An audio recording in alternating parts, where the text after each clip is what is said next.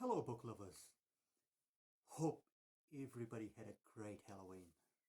The book I'm going to review today is very dear and near to my heart.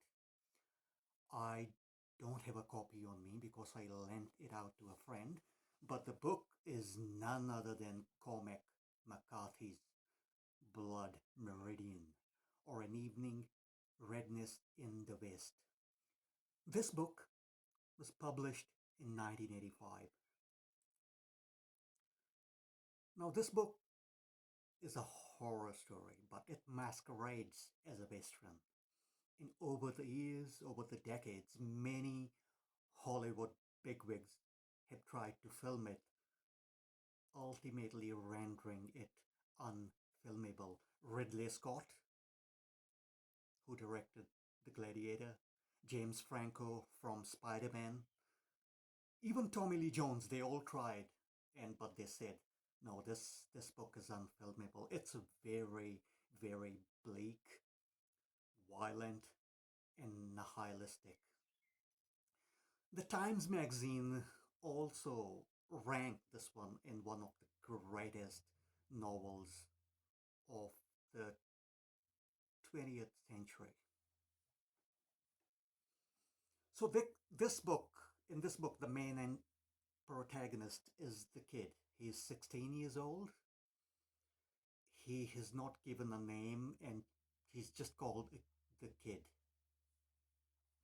He's 16, but he is quite a rebel and he's violent, and he leaves his hometown of Tennessee and sets out westwards in search for money and adventure.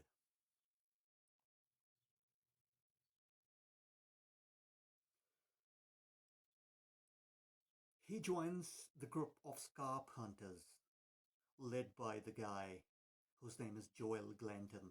Joel Glanton is the real figure from the history, but what he does is a bit modified in this book, and some narratives are changed. So he joins the gang of scalp hunters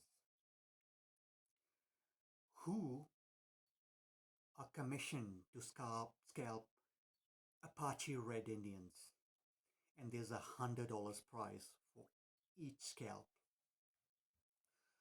Glanton's second in command is the guy called Judge Holden, who is the antagonist of the novel, and he's frightening, scary, demonic presence. He's a big, 6 foot tall, large, bald, hairless guy, and he's the villain. He's very, very demonic, and he comes across as very supernatural. He's spellbinding too. He spurts out philosophy and the nature of the war, violence, and some of the best lines in the book are spoken by Judge Holden. In the story, there's a tension between a 16-year-old kid who is in the party of the scalp hunters and Judge Holden, who's constantly trying to pass wisdom to the kid. So as this party of scalp hunters set out to scalp every Apache Red Indian who's unlucky enough to cross their path, they show no restraints, and apart from Red Indians, they also scalp any women, child, be they the Red Indians or be they the Mexicans. They scalp any living thing that crossed their path. This novel is brutal for 1985. It's nihilistic. It's violent as fuck. There's a scene in the book where the Glanton party comes across the burning tree, and the burning tree has babies on it, and it's one of the most disturbing paragraph in fiction that I have read. I'm gonna read a few lines from the book. They are pretty fucking amazing, and one of them is my favorite. And this one is, The flames soared in the wind, and the embers paled and deepened and paled and deepened, like the blood beat of some living thing eviscerate upon the ground before them, and they watched the fire, which does contain within it something of men themselves, inasmuch as they are less without it and are divided from their origins and are exiles. For each fire is all fires, and the first fire and the last ever to be. Another one is from the Judge Holden itself. War was always here before man was. War was always here before man was. War waited for him. The ultimate trade awaiting its ultimate practitioner. So Judge Holden's philosophy is very nihilistic. He's all about violence, and the book subverts many cowboy west tropes of heroes and villains. There are no fucking heroes in this book. They're all bad. They are all bad. They're all villains. And the Judge Holden is the most demonic of them all. He's one of the greatest antagonists in fiction ever. Very spellbinding, very mischievous, very mysterious.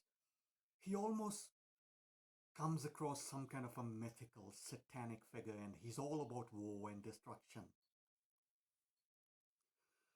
And there's so much violence in this book. Maybe that's why this book is deemed filmable, and it's still not filmed. It was published in 1985.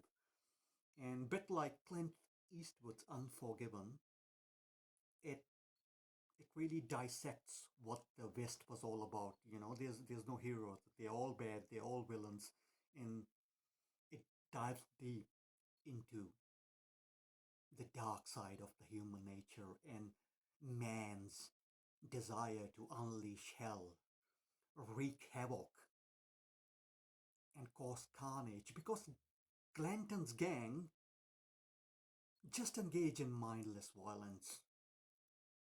They are fucking scalp hunting for fun. So I read this book way back in 2014, and to this day I still regularly think of this book.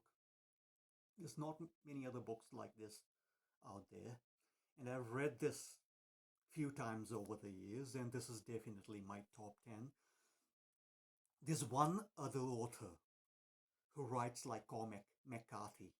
Cormac McCarthy passed away in June of 2023, and this another author called James Carlos Blake. He passed away, sadly, earlier this year. I will be reviewing his books in the future videos, but I have quite a few of his books. The Killings of Stanley Ketchel, The World of Thieves, Under the Skin, and Wildwood Boys. So most of his fiction is like Blood Meridian. It's violent, it's nasty, it's bleak, it's nihilistic. And yeah, his books are an acquired taste, which I will be reviewing as said. But if you have read Blood Meridian, check James Carlos Blake's work out and let me know what you think. So as the story goes on, the Glanton gang attacks a ferry and kills all the Yuma Indians there. And once they do not kill brutally, they make them slaves. And eventually, Yuma Indians attack them and kill most of the Glanton gang, including Glanton, their leader himself. The kid escapes. Judge and the kid separate. And in the desert, there's another member of the gang who was very paradoxical called Tobin. Now, he's a God-fearing man. He's preaching religion all the time, but he does atrocious, violent shit with the gang. And he tells the kid in the desert that you have to kill Judge Holden, otherwise he'll kill you. He's demonic, he's satanic. There's a scene in the desert where Judge is chasing Kid and Tobin, and oh my fucking god, that's one of the best chase scenes in the desert ever written that I've read. The judge is on the trail of the kid, and how the kid is so frightened for his life, even though kid is himself quite an accomplished fighter and he's quite relentless, but in front of Judge Holden, even he sweats. The last chapters of this book jump ahead 28 years. So all these 28 years, past 28 years, kid, the protagonist, has lived a life full of scars as an outcast. He has tried to give up violence just like Clint Eastwood in The Unforgiven, but his past and the violence finds him. He has not been able to escape the life of crime and violence for 28 years. And in the end, he stumbles upon the judge in one of the saloons. And I'm not going to spoil this for you. You have to read this to believe it. It's a very visceral kind of ending. And the final scene of the book is haunting. Haunting as fuck. It goes like the judge is dancing in the saloon with the ladies and he's drinking beer, he's drinking alcohol, he's having all the fun, he's dancing, and the last line of the book ends and he dances, he dances, he dances. His feet are light and nimble, he dances, and he says that he will never die. It's quite a haunting end, the best end to a book ever. So there are no good guys in this book. It's nasty, it's vicious, it's bleak, it's nihilistic, it's very, very violent. It's not your Louis L'Amour kind of a Western. It's actually a horror story, outright horror story, masquerading as a Western. My top 10, in my top 10 books of all time. I will read it again sometime soon. Now, Cormac McCarthy, one of the greatest literary authors, he does not fucking believe in commas or punctuation. He says, fuck you, punctuation. He writes long, pages long paragraphs without punctuation, but his prose is poetic. You just can't stop reading. It's poetic. It's beautifully written, like the few lines that I read before.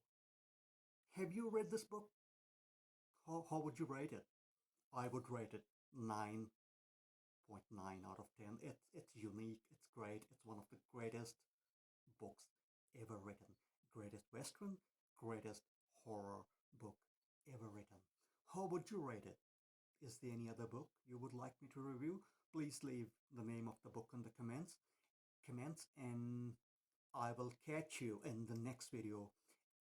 In the meantime, stay weird and keep reading great fiction. Bye now.